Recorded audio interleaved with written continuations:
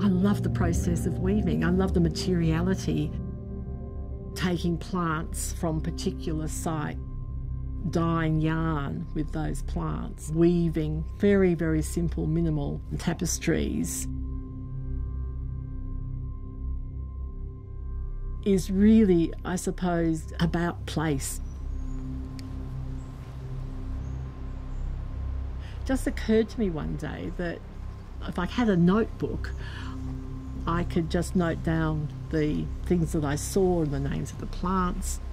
Over time, because weavings are generally made with plant materials or animal materials, they deteriorate.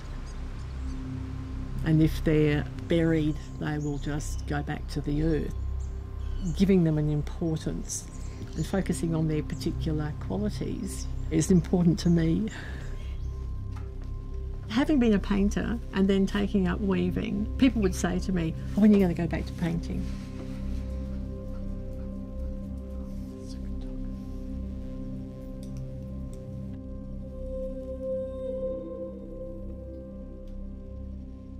And it took me some time to even stop thinking like that myself. I suppose that was my first feminist awakening in relation to the hierarchies of the visual arts.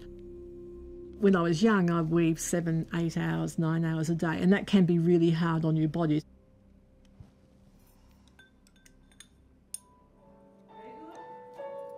You know, there's something about the bodily engagement and the repetitive movement, I think, that had attracted me.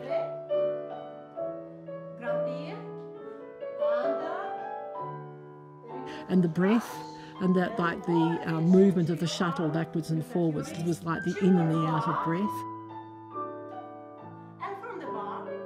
For many women, embroidery and textile making was the kind of art form that they gravitated towards because that was available and women were expected to be able to sew and to stitch.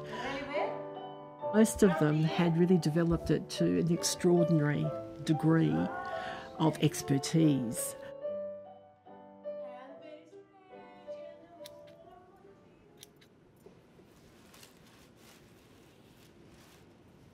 What it was about weaving, I mean, at the time I didn't really understand why I was so drawn to it.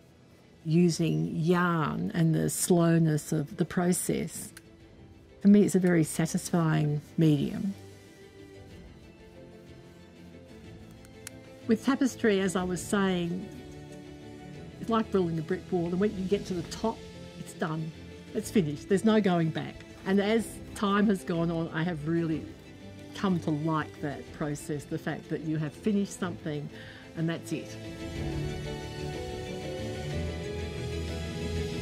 Because it's such a slow process, and you could pick it up and put it down. If you had to attend to a child, you could just leave it and it wouldn't dry up. And the slowness became an advantage.